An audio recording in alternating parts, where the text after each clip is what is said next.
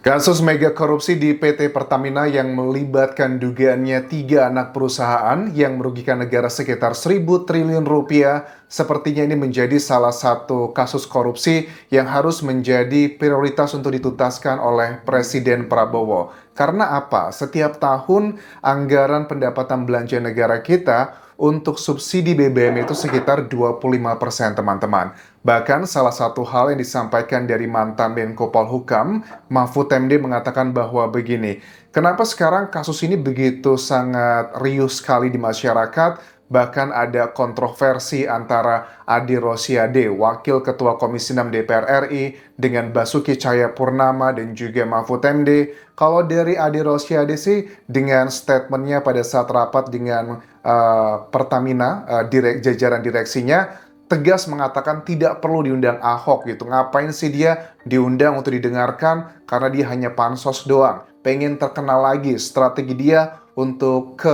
area politik kembali. Tapi kalau Mahfud MD dengan tegas mengatakan enggak, Ahok itu harus dipanggil di Kejaksaan Agung, which is sudah dilakukan, karena Ahok ini bisa memberikan peta siapa-siapa saja yang sebenarnya terlibat dalam mega korupsi ini. Karena kasus korupsi di Pertamina itu, Mahfud MD mengatakan bahwa ini bukan terjadi setahun 2 tahun, tapi dugaannya sudah sejak puluhan tahun lalu. Bahkan presiden yang periode lalu pun tidak bisa membuka ini dan baru terbuka di bagian sekarang. Karena Mahfud MD dengan tegas mengatakan bahwa apresiasi sekali dengan kinerja dari Kejaksaan Agung yang bisa ngebongkar ini semua, tetapi ini tidak mungkin bisa terwujud kalau tidak ada cawe-cawe ataupun juga izin gitu ya dari presidennya. Tetapi yang dikhawatirkan dari Mahfud MD begini teman-teman.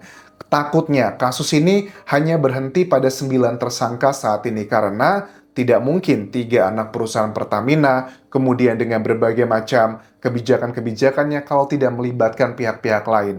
Kita coba simak dulu adalah statement dari Mahfud MD yang bilang bahwa hanya presiden yang bisa hentikan ini semua. Kasus Pertamina itu semua ada karena peranan Prabowo yang berhasil untuk mengintegrasikan penegak hukum untuk membongkar semuanya.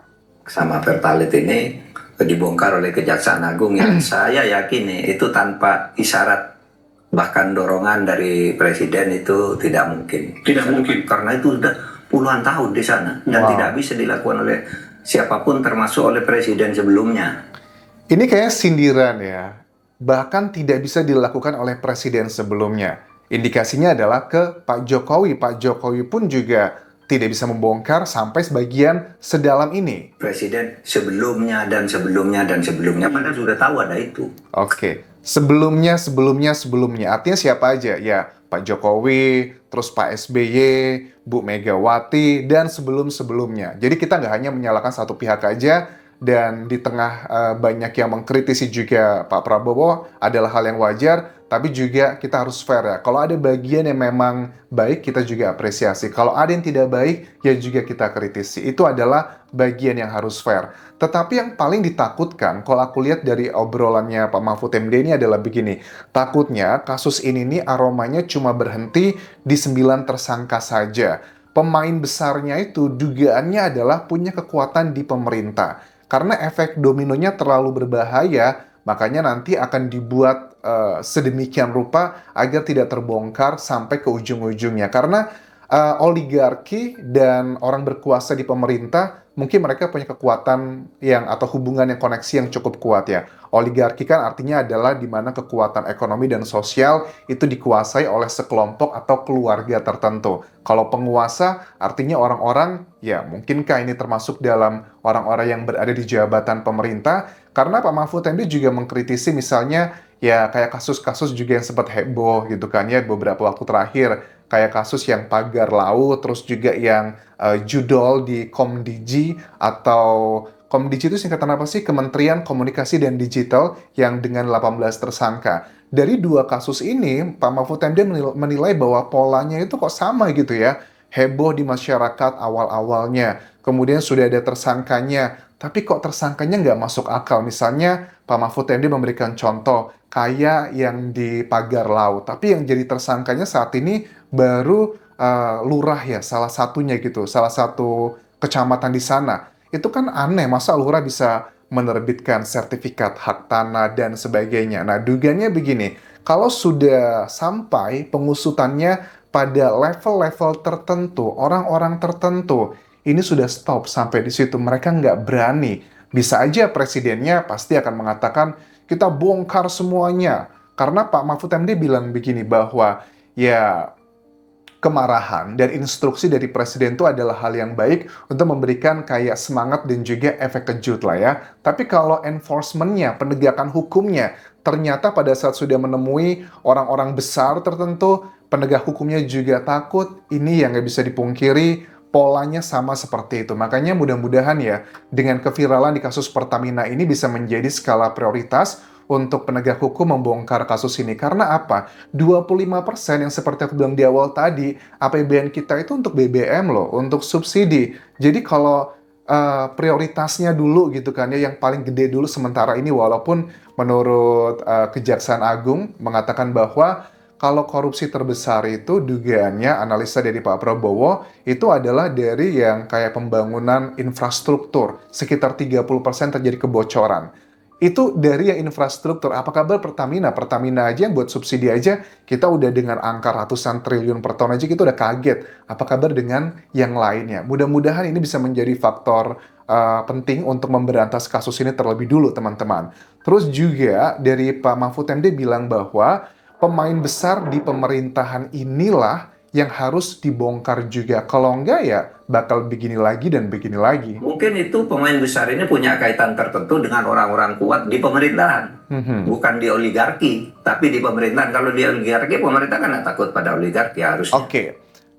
Pak Mahfud MD analisanya, ini di pemerintahan bukan di oligarki. Oligarki kan hanya sekelompok tertentu, keluarga, orang yang menguasai ekonomi dan juga sosialnya. Kalau pemerintah tuh nggak takut ya, tapi kalau yang pemerintah ini siapa ini? Jadi ya, apakah ini termasuk dalam dugaannya oknum-oknum menterinya atau pejabat-pejabat eselonnya? Itu adalah level-level dalam pemerintahan. Nah, harusnya kalau ini levelnya adalah masalah utama di pemerintahan, yang bisa ngeberantas ini ya, betul, Pak Mahfud MD bilang adalah presidennya. Cuman kan kita juga paham kalau politik itu ada kayak ketersandraan lah satu sama lainnya. Mungkinkah misalnya gitu ya dugaannya Pertamina atau bahkan yang lainnya menjadi sumber dana bagi untuk gerakan-gerakan politik tertentu. Ini bukan isu yang baru, tapi kita harus mencari pembuktiannya seperti apa.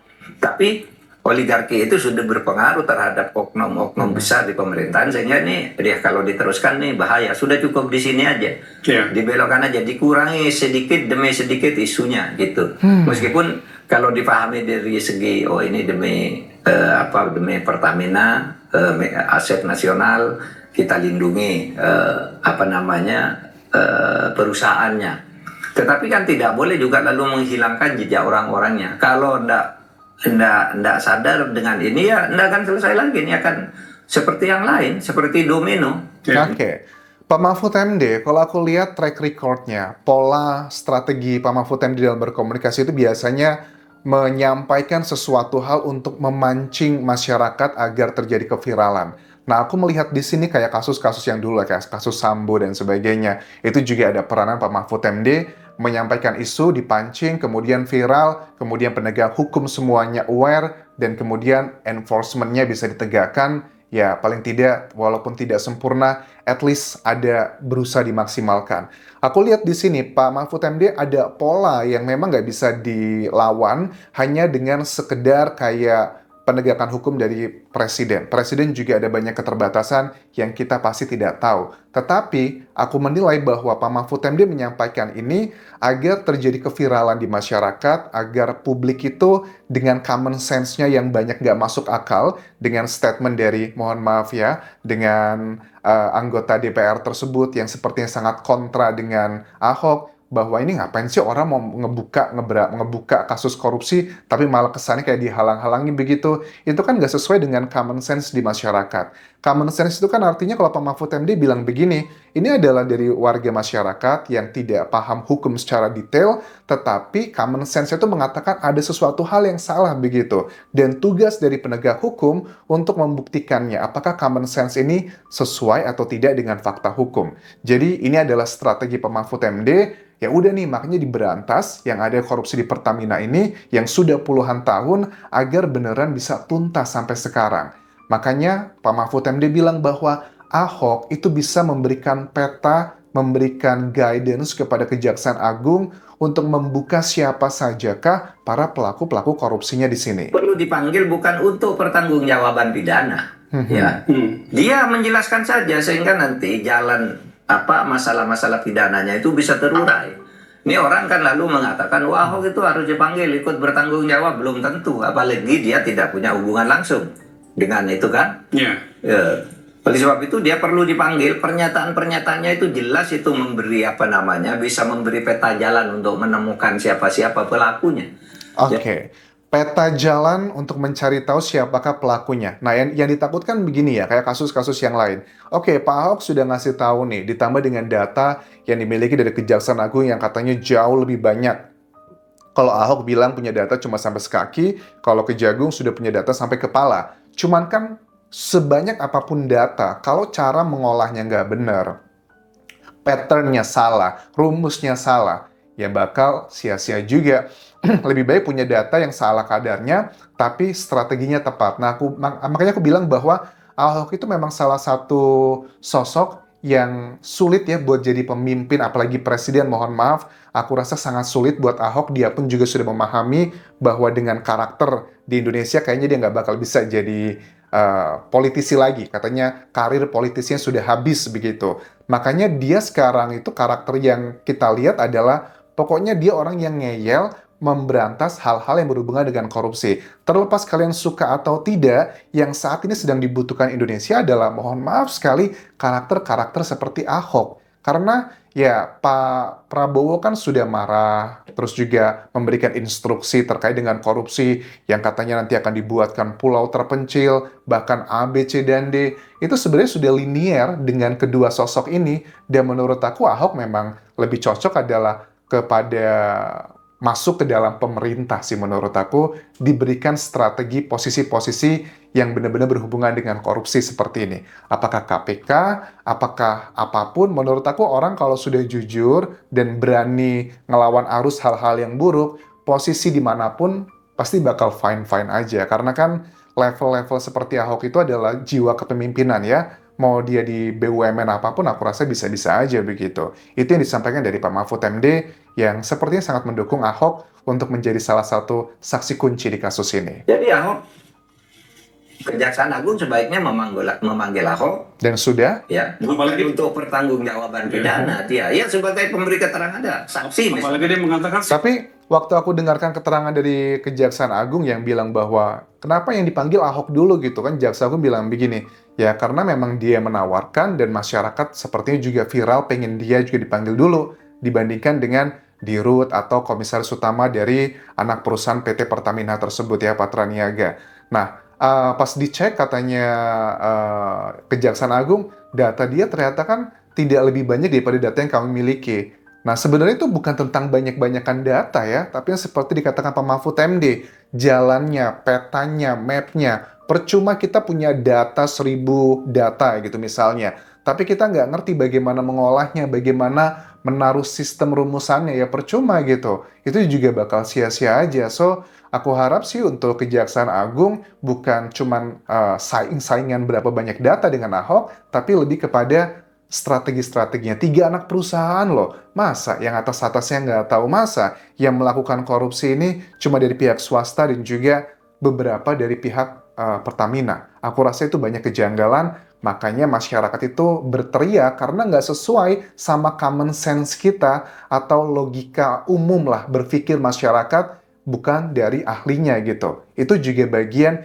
yang nggak bisa dipungkiri, teman-teman. Sementara itu dulu yang bisa aku update mengenai drama dan juga kasus mega korupsi di PT Pertamina ini, kita akan terus kawal. Karena ini uangnya ini adalah uang dari pajak rakyat yang harusnya disubsidikan untuk masyarakat, tetapi malah dikorupsi oleh para koruptor. Terus Pak Mahfud MD juga bilang begini, mereka yang punya uang ratusan miliar atau bahkan triliunan para koruptor, sebenarnya mereka tuh katanya pengen berhenti menjadi koruptor gitu ya. Karena uangnya sudah cukup banyak. Cuma karena mereka tersandra kepentingan dengan yang lainnya, kalau mereka tidak membantu, kasus-kasus korupsinya akan dibongkar. Menurut aku sih, kayaknya aku kurang setuju dengan bagian ini, Pak. Menurut aku mereka punya pilihan untuk tidak melakukan kerja sama korupsi lagi, tapi yang namanya manusia mereka begitu rakus, Pak. Mereka udah punya 100 miliar, 200 miliar, masih kurang lagi. Aku rasa aku tidak setuju untuk bagian tersebut. Menurut aku itu adalah memang sifat mereka tuh sudah serakus itu. Terima kasih sudah menonton. Sampai ketemu lagi di video berikutnya. Tinggalkan like dan juga komen. Subscribe channel YouTube ini. Follow Instagram, Facebook pageku, dan juga akun TikTok di Anjasa Sumara. Sampai jumpa.